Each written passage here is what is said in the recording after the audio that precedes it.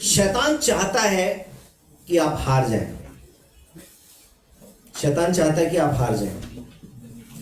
Bible में लिखा है, शैतान फाड़ने वाले सिंह के समान, गर्जने वाले सिंह के समान है और इस खोज में है कि किसको फाड़ खाए। ये उसकी इच्छा है। उसको इस बात से कोई फर्क नहीं पड़ता आप आईएएस कलेक्टर बन जाए, दुनिया के हिसाब से आप आईएएस बन जाइए, लेकिन वो आपके आत्मिक जीवन को गिरा देगा।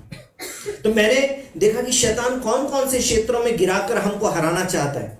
तो मैंने 3-4 विशेष करके क्षेत्र लिखे, जैसे कि स्वभाव में आप मसीही हैं, आपको बाइबल पता है, आपको बाइबल के वचन पता है, लेकिन वो बोलता है बस प्रैक्टिकल में मत लाओ।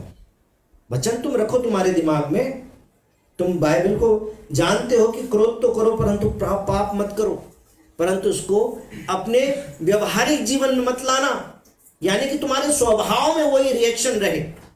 बाइबल तुमको पता है, तो मसीह लोग जब पूछे कि क्या लिखा है बाइबल में, तो तुरंत बता देना, लेकिन जहां तुम्हारा व्यक्तिगत जीवन है उसमें तुम हार जाओ। तो आपके स्वभाव के क्षेत्र में वो आपको हराना चाहता है। इसलिए आपका जो रिएक्शन है, शैतान चाहता है कि आपकी रिएक्शन वो रिएक्शन हो जो हारने वाली हो। संसार की दृष्टि में वो हारने वाली नहीं दिखती। संसार की दृष्टि में किसी ने 1 थप्पड़ मारा, उसके बदले में 2 लगाओ उसके, संसार की नजर में हार है या जीत है? संसार की दृष्टि में तो जीत है, क्योंकि संसार बोलता है ईंट का जवाब पत्थर से दो, लेकिन यीशु मसीह बोलता है कि कोई तुम्हारे एक गाल पे थप्पड़ मारे तो तुम दूसरा भी सामने कर दो, और एक खा के आपने सामने तो नहीं किया परंतु उसके 2 रख दिए, तो आत्मिक रीति से आप हार गए। तो शैतान चाहता है कि आप हार जाएं, तो आपके स्वभाव के अंदर वो बातें डालना चाहता है जिसके द्वारा आप हार जाएं। अपने क्रोध के अंदर आप हार जाएं, आपके अंदर एक बदले की भावना हो जाए। परमेश्वर कहता है कि बदला मत लेना, बदला लेना मेरा काम है, पलटा लेना मेरा काम है। लेकिन संसार क्या चाहता है? संसार क्या बताता है कि संसार बोलता है कि जिसने जिसकी जैसी करनी वैसी भरनी, जिसने जैसा किया उसको वैसा ही मिलेगा। और फिर वो हमको भी बचपन से सिखाया कि जैसी करनी वैसी भरनी। तो इसका पॉजिटिव साइड तो ये है कि भाई गलत मत करो, क्योंकि जैसा गलत करोगे तो वैसे ही तुमको भी गलत एक्सपीरियंस करना पड़ेगा। परंतु इसका दूसरा एस्पेक्ट ये भी है कि दूसरा तुम्हारे लिए गलत करेगा तो उसको अपने आप भरना पड़ेगा, और फिर उसके बाद में बहुत सारे लोग जो है वो इस कारण बदले की भावना भी रखते हैं कि इसने मेरे साथ गलत किया है। कई तो विश्वासी भी प्रार्थना भी नहीं कर पाते, क्योंकि बदले की भावना अंदर इतनी कूट कूट के भरी रहती है, गुस्सा अंदर आता रहता है। मेरे को भी आ रहा था कल, क्योंकि मैंने फेसबुक पे एक ऐड देखा, बहुत अच्छा ऐड था। किसका? एक ऐसे शावर का, उसके अंदर वो उसमें थोड़ा सा उसको टाइट किया तो पानी इतनी तेजी से निकल रहा था कि सारा कचरा साफ हो गया गाड़ी का। मैंने कहा गाड़ी धोने के लिए अच्छा नोजल है, ये ले लो। तो मैंने उसको ऑर्डर कर दिया 1000 रुपये का, वो आ गया मेरे पास। फिर कल मैं नेशनल हैंडलूम गया, नेशनल हैंडलूम में वही 80 रुपये का मिल रहा है, वही का वही जो मैंने खरीदा 1000 रुपये का, वो 80 रुपये का मिल रहा है। मन में इतना गुस्सा आया मैंने क्या करूँ इसका, मैं इसके ऊपर केस ठोक दूँ, क्या कर दूँ इसका। पहली बात तो केस ठोकने की कोई जगह नहीं है ही नहीं उसका, वो तो फेसबुक पे ऐड था, मैंने बेवकूफ़ी में ऑर्डर कर दिया ना। वो कोई अमेजोन से था, अमेजोन से होता तो वापस कर देते, अब उसको पता करने का कोई तरीका नहीं है। लेकिन मन में गुस्सा आया, स्वाभाविक है नहीं, थोड़ी देर के लिए गुस्सा आना तो स्वाभाविक है, लेकिन शैतान चाहता है कि हम उस पर ड्वेल करें ताकि हम उसके हिसाब से कुछ कदम उठाएं। अगर आपके मन में विचार आ गए तो पाप नहीं है, आपके मन में एक बार विचार आ गए तो पाप नहीं है, लेकिन उस विचार के अनुसार आपने कदम उठाना शुरू कर दिया तो फिर वो पाप बन जाता है। शैतान चाहता है कि बस आप एक कदम उठा दें, विचार उसने मन में डाल दिया, अब आप उस विचार को अपने अंदर रख के कुछ कदम उठा दें ताकि आप हार जाएं। क्योंकि परमेश्वर कहता पलटा लेना मेरा काम है, तुम पलटा मत लेना। और आपने पलटा लेने वाला काम कर दिया तो शैतान का काम पूरा हो गया, क्योंकि शैतान ने आपको हरा दिया। संसारिक रीति से तो हो सकता है आप केस कर दें, हो सकता है आप केस जीत भी जाएं, 1000 रुपये के बदले में आप उसे 10,000 रुपये निकलवा लें, लेकिन परमेश्वर के वचन के अनुसार क्या हो गया? हम हार गए। हमारी रिएक्शंस में, हमारे स्वभाव में शैतान चाहता है कि हम हार जाएं। और कौन से? एक शब्द और मैंने लिखा, चुगली। अपशब्द मुंह से निकाल देना। शैतान चाहता है कि हमारे मुंह से गाली निकले, ऐसी परिस्थितियां हमारे सामने खड़ी कर देगा कि हमारे मुंह से गाली निकल जाए। संसार के लोग सारे देते हैं, हमारे कॉलेज के, हमारे ऑफिस के। इसलिए हमको लगता है कि यहाँ कौन सा विश्वासी है, कोई यहाँ कौन से मेरी गवाही खराब हो रही है, इनकी तो मैं ऐसी की तैसी करके ही मानूं।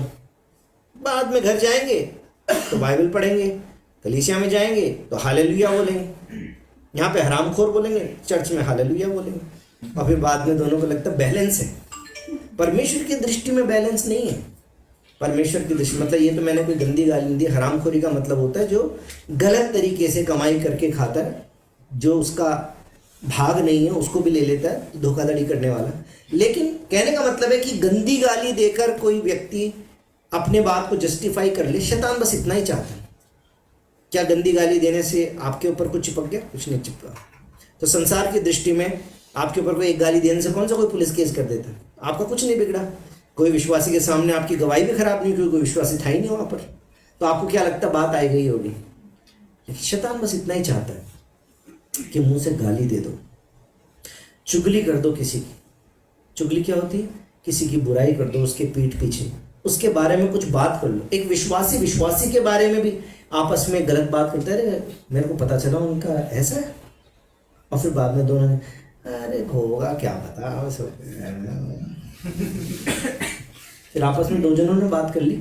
आपको लगता है इससे कोई फर्क नहीं पड़ा, हमने आपस में बात करी और वो उसके अंदर तो वैसे भी कमी है ही, हमने कौन सी गलत बात कर दी। लेकिन शैतान चाहता था कि आप हार जाएं और आपके स्वभाव के क्षेत्र में आप हार गए।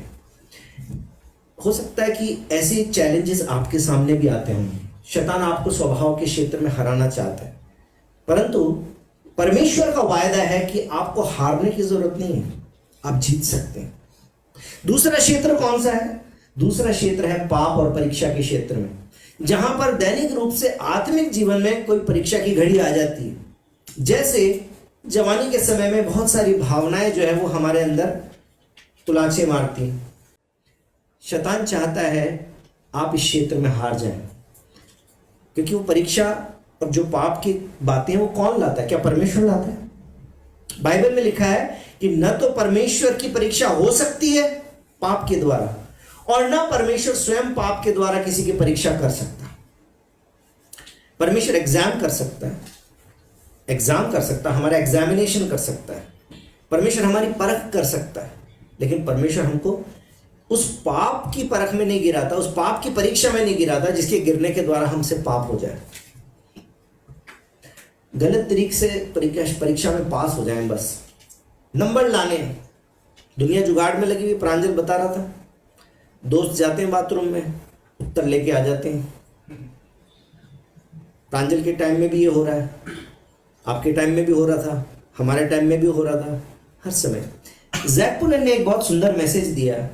जैक पुनन ने बोला कि आपका और दूसरी टीम का फुटबॉल मैच हो रहा है, आप सारे कायदे कानून से मैच खेल रहे हैं, लेकिन दूसरी टीम सारे कानून कायदे ताक में रख के गलत सलत तरीके से खेल रही, बस उसको तो जीतना है। आप क्या करेंगे? क्या आप भी थोड़ी देर कानून से खेलने के बाद सोचेंगे कि इनसे तो पार नहीं पड़ेगी, ये कर रहे हैं तो हमको भी ऐसा तो करना ही पड़ेगा? करेंगे? मन में शैतान ये विचार तो जरूर डालेगा कि जैसे ये कर रहे हैं ऐसे ही करो तभी पार पड़ेगी, नहीं तो हम तो हार जाएंगे। संसार की दृष्टि में आपको लगेगा कि आप हार जाएंगे, लेकिन आप परमेश्वर की दृष्टि में जीत जाएंगे अगर आप कानूनन रूप से अच्छे से ही खेलते रहेंगे, क्योंकि आपको जय दिलाने वाला परमेश्वर है। आप परमेश्वर पर विश्वास करिए। जब आप गलत तरीके से पास होने की कोशिश करेंगे तो संसार की दृष्टि में तो हो सकता है कि आप टॉपर्स की गिनती में आ जाएं, हो सकता है आपने ऐसा कुछ कर लिया, अच्छा मैकेनिज्म लगा लिया आपने। आजकल बहुत आइडिया लगाते हैं, ब्लूटूथ चप्पल, ब्लूटूथ का पता है क्या क्या आजकल ब्लूटूथ हो गया। जब आप सरकारी नौकरी में आ जाएंगे तो हो सकता है कि सारी दुनिया जब रिश्वत ले रही है तो आपको लगे तो कॉमन बात है। थोड़े दिन आप भी बचने की कोशिश करेंगे, लेकिन बाद में आपको लगेगा कि हाँ तो इसके बिना काम चलेगा नहीं।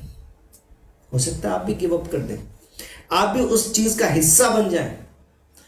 और किसी विद्वान व्यक्ति ने इस प्रकार से बताया कि स्त्री का चरित्र तब पता चलता है जब पति के पास में या घर के अंदर पैसे नहीं होते।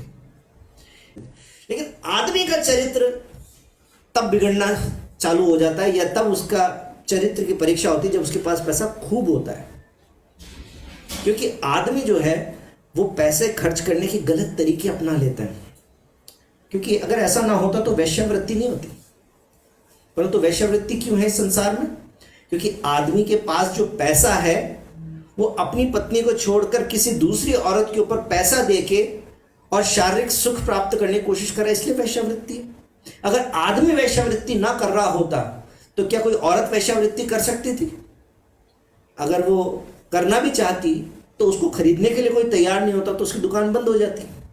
लेकिन क्योंकि खरीदारों की लाइन लगी हुई है, इसलिए वो स्त्री जो चाहे वो शारीरिक मतलब सांसारिक रूप से पैसे की प्रॉब्लम में हो, चाहे उसको फोर्स किया गया हो प्रोस्टिट्यूशन में, परंतु अंततः वेश्यावृत्ति संसार में इसलिए है क्योंकि आदमी के पास पैसा है।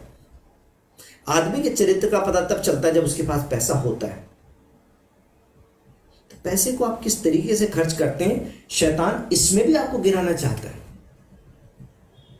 क्योंकि जब आपके पास बहुत पैसा है तो आपको परमेश्वर की जरूरत महसूस नहीं होती। जब आपके पास पैसा नहीं होता तो हर एक चीज खरीदने से पहले 10 बार आप प्रार्थना करते हैं कि प्रभु इंतजाम करो, कैसे होगा, कौन सी लूं, बहुत सोच विचार करके फिर आप लेते हैं। लेकिन जब आपके पास पैसा बहुतायत से होता है तो आप तो वो देखते हैं जिसका क्वालिटी अच्छी है, जो देखने में अच्छी है, जिससे लोगों के बीच में आपका एक नाम बनेगा, और उसके बाद में आप पैसा खर्च करके उस चीज को ले लेते हैं। आप अपनी जरूरत की तरफ नहीं देखते। आप इस बात को नहीं देखते कि ये चीज मेरी जरूरत के लिए कितनी ज्यादा जरूरी है। आपके पास पहले से गाड़ी है, लेकिन क्योंकि दुनिया के अंदर एक अच्छी गाड़ी आ गई है, उससे आपका और नाम बनेगा कि इसके पास ये वाली गाड़ी है, तो फिर आदमी दूसरी गाड़ी लेता है क्योंकि उसके पास में पैसे हैं। किस तरीके से पैसा खर्च करते हैं, शैतान इसमें भी हमको हराना चाहता है। तीसरी बात, सांसारिक और आत्मिक जीवन का जो संतुलन है, इसको बिगाड़ कर भी शैतान आपको हराना चाहता है। कहने का मतलब क्या है?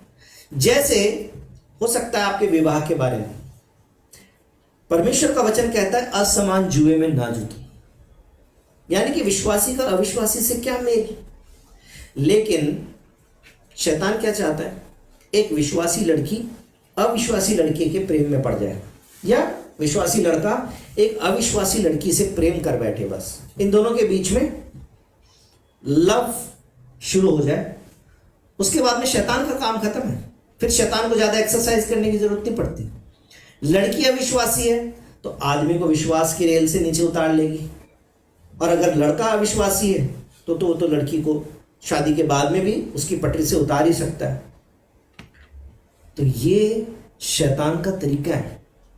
शैतान चाहता है कि आप इस क्षेत्र में हार जाएं, नौकरी के क्षेत्र में हार जाएं। आप नौकरी ऐसी ले लेंगे कि संडे को भी आपको अब नौकरी पे जाना है, अब आपके पास में चर्च के लिए टाइम नहीं है। पहले आप खूब एक्टिव थे, पहले आप खूब प्रभु की सेवा भी कर रहे थे, सब कुछ कर रहे थे, लेकिन नौकरी लगने के बाद में शुरू में आपको बुरा भी लगता होगा, लेकिन धीरे धीरे करके क्योंकि पैसा भी आ रहा है और आप नौकरी को ना भी नहीं बोल सकते, थोड़े समय में संगति से दूर, सेवा से दूर, शैतान का काम खत्म।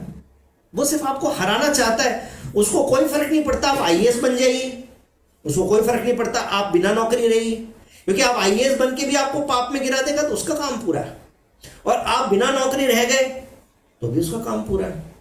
अगर आप बिना नौकरी के गलत काम कर रहे तो भी उसका काम पूरा है। आत्मिक जीवन में संतुलन नहीं बना रख सके, अपने सांसारिक जीवन में और आत्मिक जीवन में संतुलन नहीं बना पाए, बस शैतान इतना ही चाहता है। सारे क्षेत्रों में शैतान चाहता है कि आप हार जाएं, लेकिन परमेश्वर क्या चाहता है?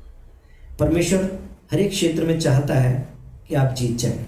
यहोशू की किताब 1 अध्याय 8 वचन, जो मैं कई बार बोलता हूं, यहोशू 1 उसका 8, व्यवस्था की ये पुस्तक तेरे चित्त से कभी ना उतरने पाए, इसी में दिन रात ध्यान दिए रहना, इसलिए कि जो कुछ उसमें लिखा है उसके अनुसार करने की तो चौकसी करे, क्योंकि ऐसे ही करने से तेरे सब काम सफल होंगे और तू प्रभावशाली होगा। आमीन। परमेश्वर कहता है कि व्यवस्था की पुस्तक तेरे चित्त से ना उतरने पाए, इसके अनुसार आचरण करने की तू अपने मन में ठान लेना, अपने मन में, अपने चित्त में परमेश्वर के वचन को बिठा लेना, इसके अनुसार जीवन जीने की तो प्रयास करना, कोशिश करना। ऐसा करने से तेरे कितने काम सफल होंगे? सब काम सफल होंगे और तू प्रभावशाली होगा। दुनिया के अंदर नौकरी करता है कोई व्यक्ति, ऊंचे स्थान पे जाना चाहता कोई व्यक्ति, अच्छी गाड़ी खरीदना चाहता कोई व्यक्ति, एक अच्छा घर खरीदना चाहता कोई व्यक्ति, उसके पीछे एक बहुत बड़ा मोटिवेशन क्या होता है कि समाज मुझे देखेगा, मेरे घर परिवार के लोग मुझे देखेंगे, तो संसार के बीच में मैं फेलियर नहीं नजर आना चाहिए। इसलिए एक अच्छी नौकरी होनी चाहिए ताकि मैं अच्छा पैसा कमाऊं, ताकि मेरे पास एक अपना घर हो, ताकि मेरे पास अपनी गाड़ी हो।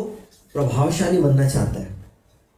लेकिन परमेश्वर का वचन कहता है कि प्रभावशाली तो परमेश्वर वैसे ही बना देगा। प्रभु कहता है कि वचन के अनुसार चलोगे तो तुम्हारे सब काम सफल भी होंगे और तुम प्रभावशाली भी बन जाओगे। परमेश्वर चाहता है कि आप सफल बने। यिर्मयाह की किताब उसका 29 अध्याय 11 वचन आप मेरे साथ में कई बार मनन कर चुके हैं। क्या लिखा हुआ है?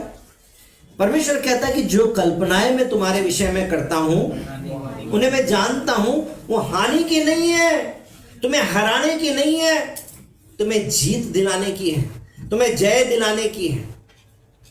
मैं तुम्हारी आशा को पूरी करूंगा, अंत में तुम्हारी आशा को पूरी करूंगा। जब तुम मुझसे आके प्रार्थना करोगे तो मैं तुम्हारी सुनूंगा, क्योंकि तुम संपूर्ण मन से मेरे पास आओगे। परमेश्वर की योजना भली है। परमेश्वर आपको हारने नहीं देना चाहता। परमेश्वर चाहता है कि आप जीत जाएं हर एक क्षेत्र में, चाहे वो आपका स्वभाव का क्षेत्र हो, चाहे वो इस संसार के अंदर पाप की परीक्षाएं आते वो क्षेत्र हो, चाहे वो इस संसार का और आत्मिक जीवन का संतुलन करने का क्षेत्र हो। हर एक क्षेत्र में परमेश्वर हमको सफल भी बना सकता है, परमेश्वर हमको प्रभावशाली भी बना सकता है। और परमेश्वर कहता है कि मेरी योजना तुम्हारे लिए भलाई की है। आपकी हार तो आपकी भलाई नहीं है ना, आपकी हार तो आपकी भलाई नहीं है। तो परमेश्वर कहता है मैं तुमको हारने दूंगा भी नहीं। वो यहोवा निस्सी है, उसका नाम क्या है? यहोवा निस्सी। यहोवा निस्सी का मतलब क्या होता है? पूर्ति करना नहीं, यहोवा निस्सी, हाँ, यहोवा यीरे का मतलब होता है पूर्ति करने वाला। यहोवा निस्सी है, जय देने वाला। हमारी जय का झंडा है वो, हमारी हार का झंडा नहीं है। तो एक गाल पे कोई थप्पड़ मारेगा और हम दूसरा आगे करेंगे तो क्या हम हार जाएंगे? वो हमारी जय का झंडा है, उसकी बात को पूरा करेंगे तो हार कैसे जाएंगे? हम तो जीत जाएंगे।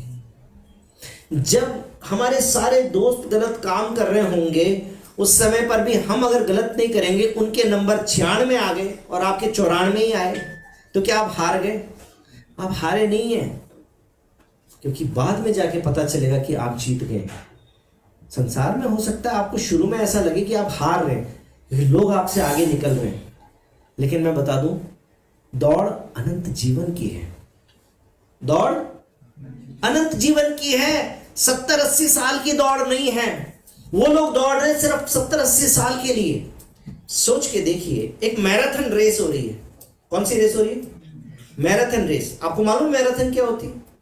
मैराथन और स्प्रिंट, इन दोनों में एक बहुत बड़ा अंतर है। क्या अंतर है प्रांजल? मैराथन बहुत दूर तक होती है और स्प्रिंट होता है 100 meter sprint, 200 meter sprint, 500 meter sprint, बस इतना ही होती है। यानी कि आप तेज दौड़िए और 100 मीटर के अंदर जो पहले आएगा वो जीत जाएगा। लेकिन मैराथन कैसी होती है?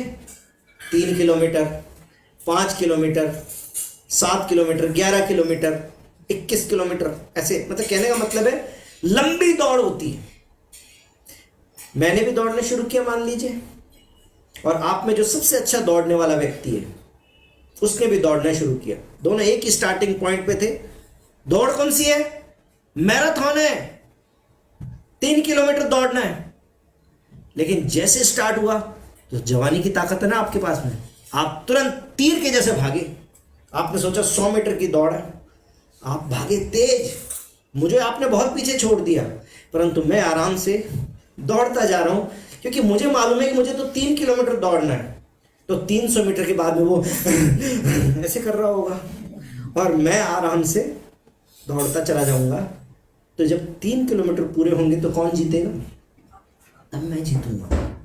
क्योंकि वो व्यक्ति अपनी सारी ताकत शुरू में ही खर्च कर चुका, तो शुरू में तो लगा था कि वो जीत गया। सब लोग जो देख रहे होंगे वो लोग सोच रहे हैं अरे कितना पीछे छोड़ दिया। लेकिन जो ये सोच रहा होगा कि ये तो हार गया, इतना पीछे रह गया, वो मूर्ख है जो ये सोचता है कि ये पीछे रह गया। क्योंकि दौड़ 3 किलोमीटर की है, 300 मीटर की नहीं है। हमारी दौड़ अनंत जीवन की है।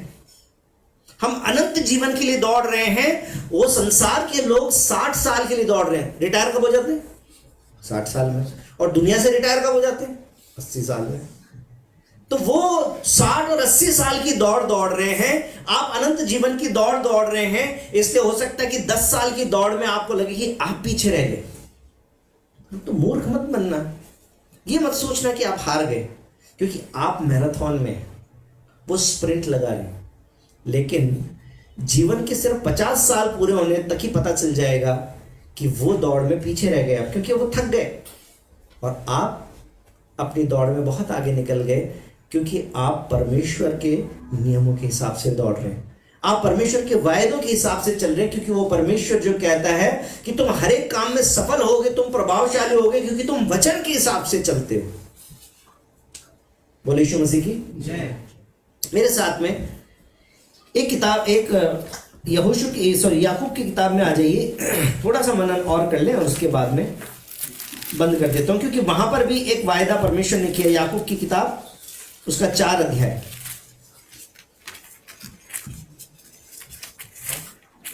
याकूब 4 और उसका 7 वचन सबसे पहले पढ़े। इसलिए परमेश्वर के अधीन हो जाओ और शैतान का सामना करो, तो वह तुम्हारे पास से भाग निकलेगा। ये परमेश्वर की सामर्थ है, परमेश्वर का वायदा है। परमेश्वर कहता है परमेश्वर के अधीन हो जाओ और शैतान का सामना करो, तो वो तुम्हारे सामने से भाग जाएगा। मैं प्रभु का धन्यवाद करता हूं कि यहाँ जितने हम विश्वासी बैठे हैं, जितने भी मेरे जवान हैं, इनमें से कोई भी शैतान से डरता नहीं है। डरता कोई?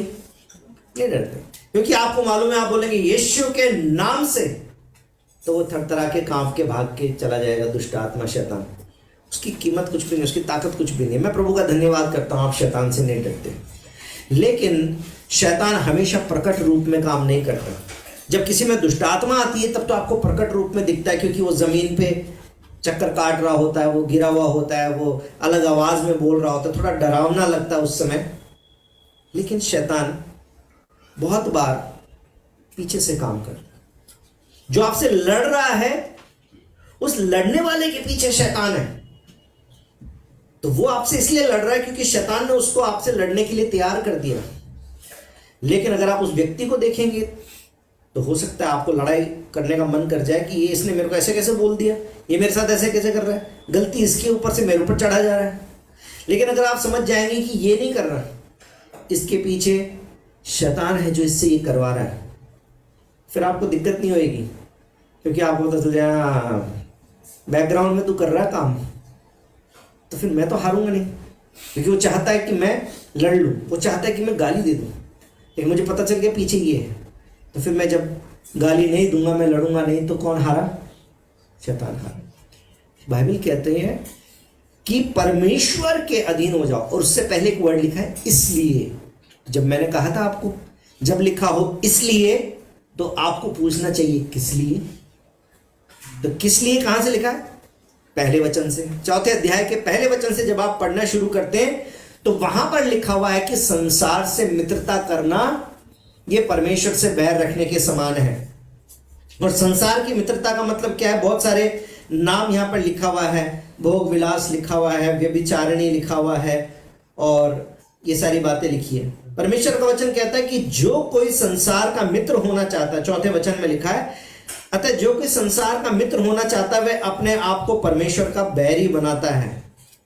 और ये सारी बातें बताते हुए फिर प्रभु कहता है कि अभिमानी मत बनो, परमेश्वर दीनों पर अनुग्रह करता है। और उसके बाद में कहता है कि परमेश्वर के अधीन हो जाओ। कहने का मतलब क्या है? कहने का मतलब है कि घमंडी नहीं बनना, अपनी ताकत में भरोसा नहीं करना, अपनी बुलाहट को पहचानना है। आप कौन है इस बात को पहचानना है। संसार का जो व्यक्ति है वो तो किसकी संतान है? आप बोलेंगे आप तो कड़वी बात बोल रहे हो, लेकिन बाइबल में लिखा हुआ है कि आप परमेश्वर की संतान हैं। और जो मसीह पर विश्वास नहीं करता, जो मसीह की बात में नहीं चलता, वो किसकी संतान है? शैतान की। वो संसार का व्यक्ति जो है, इसका मतलब ये नहीं कि आप उसके मुंह पे बोलेंगे उसको तो शैतान की संतान है, गाली लगेगी उसको बोलने की जरूरत नहीं है। पर ये आपको समझने की जरूरत है कि जब आप परमेश्वर की संतान हैं तो वो सामने जो आपके साथ में जो भी गलत काम कर रहा है, जो भी गलत काम करने के लिए आपको प्रेरित कर रहा है, चाहे वो आपसे लड़ रहा है, चाहे वो आपको इंस्टिगेट कर रहा है, वो किसकी संतान है? वो शैतान की संतान है। आप पवित्रता की संतान है तो वो पाप की संतान है। अपने बुलाहट को पहचान लीजिए कि आप कौन हैं। जब आप पहचान जाएंगे कि आप कौन हैं, जब आप वचन पे चलने वाले व्यक्ति बन जाएंगे, जब आप नम्र बन जाएंगे, तो बाइबल में लिखा है कि परमेश्वर के अधीन हो जाओ। जब आप परमेश्वर के अधीन हो जाएंगे तो उसके बाद में आप शैतान का सामना कर सकते हैं। उस शैतान का भी जो बिल्कुल प्रकट रूप में दिख रहा है, तब आप बोलेंगे यीशु के नाम से निकल, तो निकल जाएगा। हाँ, अगर आप पाप करते रहेंगे, पाप का जीवन बिताते रहेंगे, प्रभु यीशु मसीह को अपने जीवन में कोई महत्वपूर्ण स्थान नहीं देंगे और पाप की संतान के रूप में जीवन बिताते रहेंगे, ध्यान दीजिएगा, ज्योति की संतान है परंतु अंधकार की संतान के समान जीवन बिताते रहेंगे, तो जिस दिन आप बोलेंगे यीशु के नाम से निकल, वो बोलेगा कि मैं पौलुस को जानती हूं, मैं पतरस को जानती हूं, पर तू कौन है? याद है आपको प्रेरितों के काम में लिखा हुआ है, एक आदमी ने सोचा यीशु के नाम से मैं भी दुष्ट आत्मा को निकाल दूंगा, उसने भी यीशु के नाम से आज्ञा दे दी। उसने बोला पतरस तो हमें मालूम है, पौलुस हमें मालूम है, तुम कौन हो? और लिखा है कि पवित्र दुष्ट आत्मा उसके ऊपर ऐसी झपट पड़ी कि बेचारे के कपड़े भी फट गए, वो बेचारा नंगा ही भागता फिरा। फिर यीशु के पीछे नहीं चलेंगे, ज्योति के संतान के समान नहीं चलेंगे, तो आप शैतान का सामना नहीं कर सकते। शैतान आपके ऊपर वापस झपट्टा मारेगा।